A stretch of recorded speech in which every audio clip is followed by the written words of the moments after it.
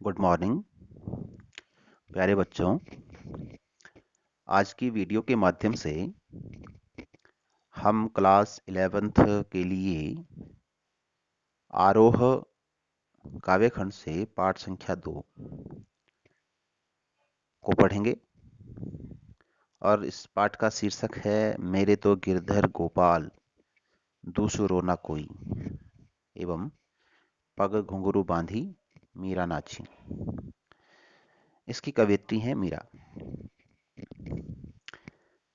सगुण भक्ति काव्य धारा की कृष्ण भक्ति काव्य से जुड़ी महत्वपूर्ण भक्त कवयित्री मीरा भगवान कृष्ण को ही अपना आराध्य एवं पति मानती रही। उनका विश्वास था कि महापुरुषों के साथ संवाद से ज्ञान प्राप्त होता है और ज्ञान से मुक्ति मिलती है। इसी परिप्रेक्ष्य में अन्य भक्तिकालीन कवियों की तरह मीरा ने भी दूर दूर तक यात्राएं की। उन्होंने लोकलाज और कुल की मर्यादा के नाम पर लगाए गए सामाजिक एवं वैचारिक बंधनों का हमेशा विरोध किया। न तो पर्दा प्रथा का पालन किया और न ही मंदिरों में सार्वजनिक रूप से नाचने गाने में कोई कभी हिचक महसूस की। इस अर्थ में रूढ़ियों से ग्रस्त तत्कालीन युग के समाज में वे स्त्री मुक्ति की आवाज बनकर उभरी। मीरा की कविता में प्रेम की गंभीर अभिव्यंजना है, उसमें विरह की वेदना है और मिलन का उल्लास भी। उनकी कविता का प्रधान गुण सादगी एवं सरलता है।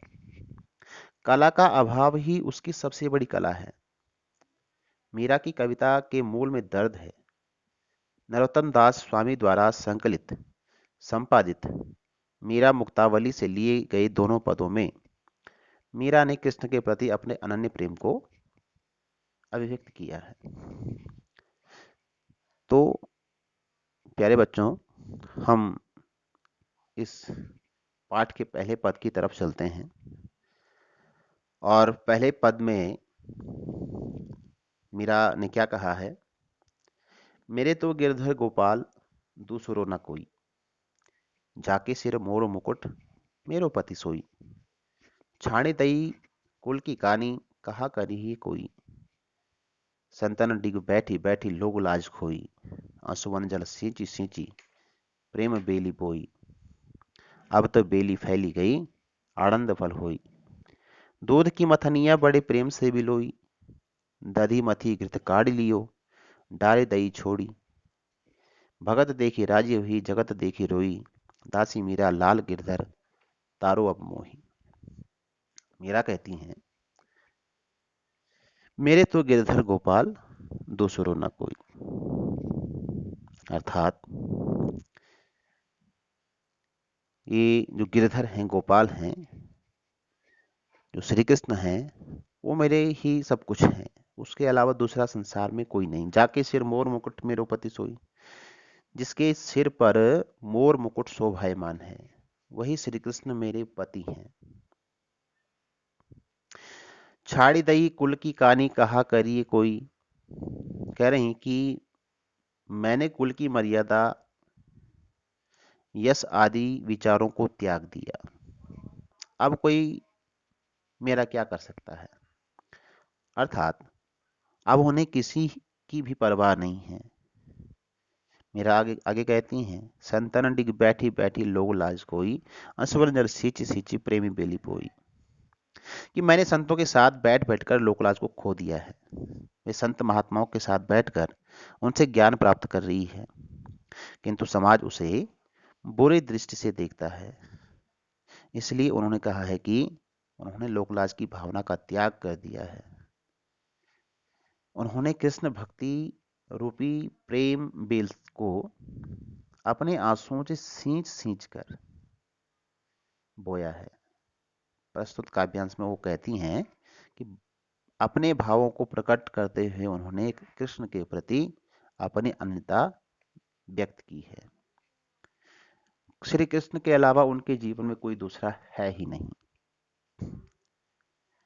अब तो बेली फैली गई आनंद फल होई, दूध की मथनिया बड़े प्रेम से बिलोई।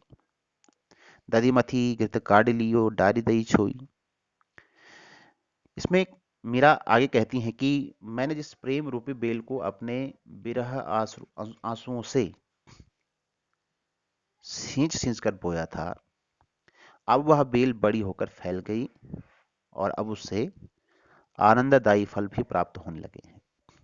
अब तो बेली फैली गई, आनंद फल हो गई, बेल बड़ी हो गई है और उससे आनंददायी फल प्राप्त हो रहे हैं। अर्थात मीरा ने बिरह में रो रो कर कृष्ण भक्ति रूपी बेल को सींचा था और अब श्री कृष्ण उनके मन में बस गए हैं।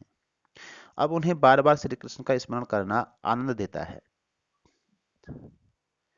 मीराबाई कहती हैं कि उन्होंने कृष्ण भक्ति रूपी दूध की दही को अपनी भक्ति द्वारा मथ कर उसमें से घी अर्थात जो उसका सार है वो निकाल लिया है और छाछ रूपी सारहीन वस्तु को छोड़ दिया है। दधि मथी घृतकाढ़ी लियो, दधि को मथा, उसमें से जो घी है जो सार है वो निकाल दिया, डाली दही छोई और जो छाछ है उसको छोड़ दिया। भगत देखी राजी हुई, जगत देखी रोई। मीरा कह रही हैं कि उन्होंने इस संसार का रहस्य जान लिया है। ईश्वर भक्ति ही इस भौतिक संसार में उद्धार करने वाली है। सांसारिकता छाछ के समान ही सारहीन है। मीरा भक्तजनों को देखकर प्रसन्न होती है और संसार में व्यर्थ के कार्यों में व्यस्त लोगों को देखकर दुखी होती है। अंत में मीरा कह रही हैं कि दासी मीरा लाल गिरधर तारो अब मोहि, कि अपने प्रभु को पुकारते हुए कहती हैं कि मैं आपकी दासी हूँ, भवसागर रूपी इस संसार से मुझे मुक्ति दिलाओ और मेरा उद्धार करो। एक और मेरा कृष्ण भक्ति में आनंद है, तो दूसरी ओर अपनी मुक्ति की बात कहकर कृष्ण से मिलने तथा उन्हें पाने की व्याकुलता को भी अभिव्यक्त करती है। इस काव्यांश में श्री कृष्ण को अपना मानना, उसके प्रति अपने अपने अनन्य प्रेम को व्यक्त करना और इस भवसागर से पार पाने का जो आग्रह है, जो अभि जो अभिव्यंजना हुई है, वो अद्वितीय है। हम दूसरे पद में चलेंगे और कह रही हैं मीरा, पग घुंघरू बांधी मीरा नाची, मैं तो मेरे नारायण सु आपई हो गई सांची। लोग कहे मीरा भई बावरी, न्यात कहे कुलनासी, बिस्का प्याला राणा भेजिया, पीवत मीरा हंसी, मीरा के प्रभु गिरधर नागर, सहज मिले अविनाशी। प्रस्तुत काव्यांश में यह स्पष्ट होता है कि मीरा पूरी तरह से कृष्ण भक्ति के रंग में रंग गई है। भक्ति में लीन मीरा आनंदित होकर अपने पैरों में घुंघरू बांधकर नृत्य करती हैं। वह कहती हैं कि अपने प्रभु श्री कृष्ण की भक्ति में लीन होकर वह सच्ची एवं पवित्र हो गई है। मैं तो मेरे नारायण सु आप ही हो गई सांची, मैं तो अपने नारायण की हूं और जो नारायण का हो गया वो पवित्र है। लोग लोग कहे मीरा भाई बावरी, लोग मीरा को कहते हैं कि वह पागल हो गई है। न्यात कहे कुलनासी, परिवार के लोग, न्यात माने परिवार के लोग उन्हें कुल का नाश करने वाली कहते हैं।